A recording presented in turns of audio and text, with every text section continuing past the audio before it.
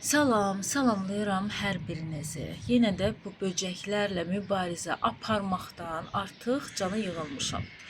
Yəqin ki, mənim kimi əziyyət çəkənlər var içinizdə. Hətta deyər, inanıram ki, böyük bir qisim. Nə üçün? Çünki bitmirlər. Çünki ağaclarda həyətdə fikir vermisinizsə, ağacların çoxsunu Amerika kəpənəyi deyilən bir böcək növü deyim, virus növü deyim, yayılıb və bunun da vaxtında qabağını almaq lazım idi. İndi demək olar ki, hər həyətdəki hər iki ağacdan birinin üzərinə artıq sürətlə yayılır. Bu belədir ki, bu böcəklər, bu qurtular, bunların hamısı sürətlə yayılır. Onu indi artıq həmənki budaqları, həmənki hissələri kəsib budamaq lazımdır. Bir-iki yerdə göstərirlər, göyə dərmanlayırlar, heç onlara da tam inanmıram və dərmanlansa belə nə qədər dərmanlayacaqlar, gərək davamlı eləsinlər. O hissələr kəsilib götürməlidir. Ona görə onlar yayıldıqca, baxın, bütün hər kəsin bitkisinə zərər verir. Mən bunları təzə yumuşdum, hardasa 1-2 həftə bundan əvvəl çayını sodalı su ilə yumuşdum. Ancaq onu da deyim ki sizə, artıq çayını sodanın əvvəlki keyfiyyəti yoxdur. Mən əvvəl çayını sodanı böcəkli bir bitkiyə düzəldirdim, suyu vururdum. Səhərsi gün onda ölüb qalan böcəkləri görürdüm. Yerə tökürdüm, oradakı böcəklərin qaçdığını görürdüm. Qarışqa olanda kimə məsləhət bilmişəmsə, həmişə yaxşıdır, artıq effektini göstərmir. Qarışqa künclərə tökürsən evdə, qarışqalar da gedir. İndi vurursan bitkiyə, bir gün yoxa çıxırlar, sanki qaçırlar. Ya da ki, elə üstündə bir gün sonra görsən yenə oradadır. Böcəklərin üstünə tökürsən, görürsən yenə oradadır. Yəni artıq mən bu çayını sodanda əvvəl rasiyanlı idi. Ona görə çox keyfiyyətli idi və həqiqətən də təsirli idi. İndi isə hələ ki təsirlisini görməmişəm. Yaxşısını, bir neçəsini sınayacağam, yaxşı razı qaldığımı sizinlə paylaşacağam. İndi sizə nəyə göstərmək istəyirəm? Baxın, yaxından göstərin. Baxın, bu yarpağın üstündə, bax bu gördüyünüz xırda, bax bu balaca sarılar, bax bunlar böcəkdir. Və bitkini də yeyirlər. Görürsüz yarpaq nə gündədir. Bu xəstə deyil, bu böcək tərəfindən yeyilmiş yarpaqdır. Bu da həmçinin. Böcəklər tərəfindən yeyilmiş yarpaqdır. Siz balkonda olsun, deməklər dibçəkdədir, balkondadır. Həyətdə olsun, hardasa bir ağacın üstündə olsun, yarpağı bu vəziyyətdə görürsünüzsə bürüşüb, sanki normal yox, əyri-üyrü inkişaf edir. Bilin ki, onun üstündə böcək görməsəniz belə onun böcəyi var. Baxın böcəklərə.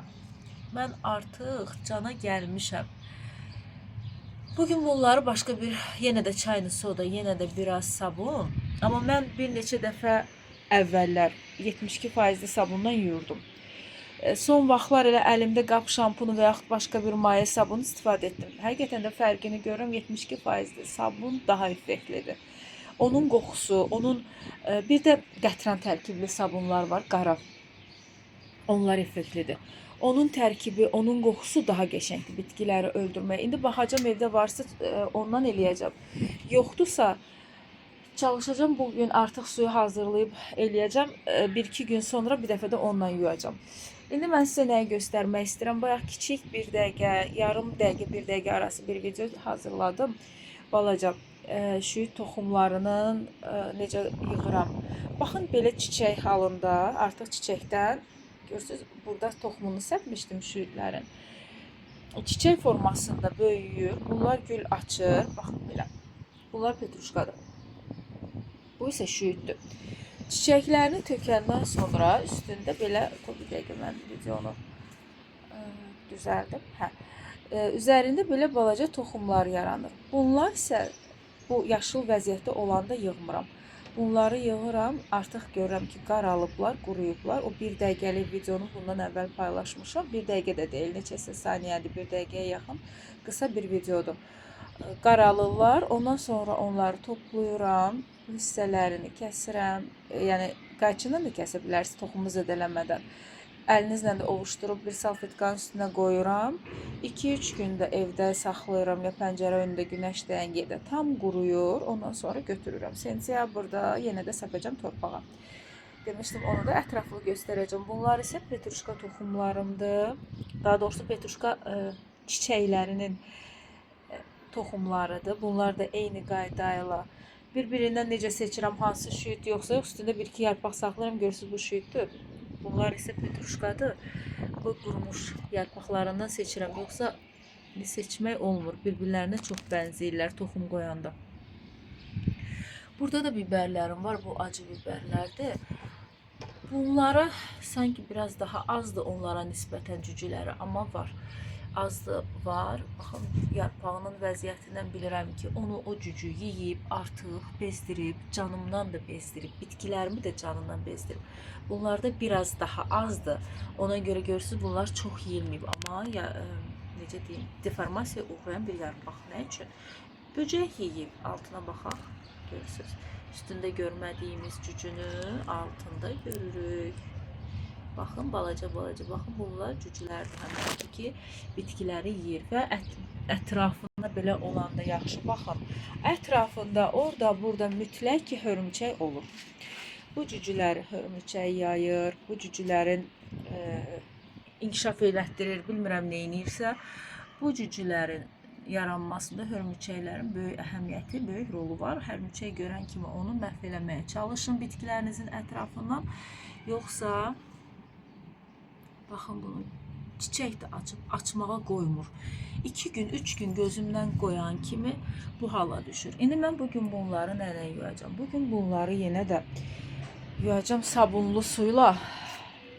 Pomidorum da var burada. Ya onda yoxdur, çünki onun yarpaqları çox deformasiya uğramayıb, amma biraz belə ləkələri var, amma böcəklər görmürəm. Çünki pomidorun özünə məxsus sərt qoxusu var deyə. Elə bilirəm ki, o qoxudan da o qədər böcəklərin xoşu gəlmir. Mən çox sevirəm, əl vuran kimi o qoxu yayılır. Nə deyirdim? Bugün də bir başqa üsul yoxlamışam bir dənə bibərimdə. Baxın, bu görürsünüz. Bunun haqqında sizə ətraflı video hazırlayacağım. Bu balaca bir dənə bibərdir, balaca şitildir. Elə bunda gördüm ilk cücüləri. Bundakı üsulu yoxlayıram ayrı. Bunu bugün sabunlu suyla yumayacağım. Sizə bildirəcəm. Digərlərini isə sabunlu suyla yuyacağım və əlavə suya darçın da əlavə edəcəm. Onun da nəticəsini bildirəcəm. Çünki bilirəm ki, darçının ümumiyyətlə faydaları çoxdur bitkiyə. Həm də cücülər sevmir darçını.